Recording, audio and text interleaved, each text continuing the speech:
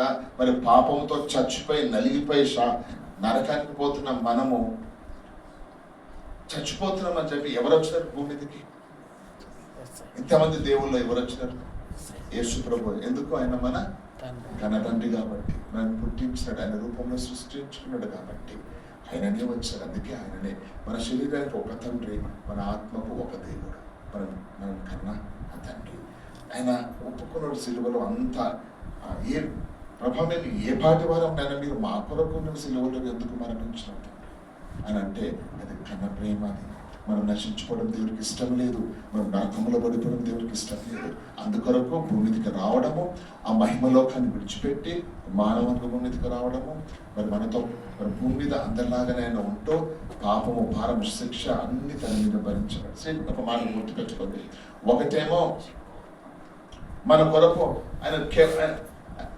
ఆయన బటన్ మొత్తం ఓడదీస్తాడు.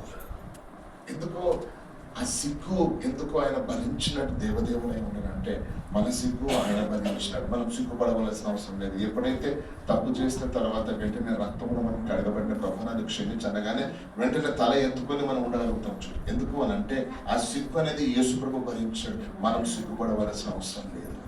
అదొకటి.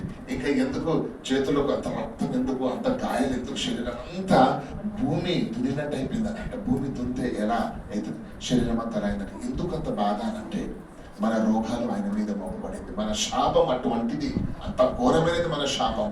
ఆ శాపము, ఆ రోగాలు తన మీద మోపబడింది కాబట్టి ఆ ఘోరమైన మరణ శిక్ష భరించినది యేసు ప్రభు.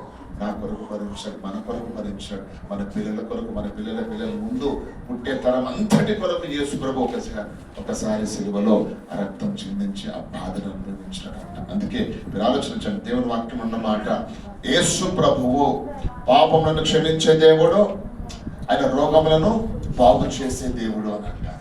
పాపములకు. అందుకే శిలువ వైపు చూస్తే మనకు రెండు ఆశీర్వాదాలు. ఒకటి ఆయన కార్చిన రక్తం కనబడుతుంది, ఇంకొకటి ఆయన గాయములు, ఆయన గాయం కనబడుతుంది. రక్తంలో మనకు పాప క్షమాపణ, ఆయన గాయములో మనకు స్వస్థత.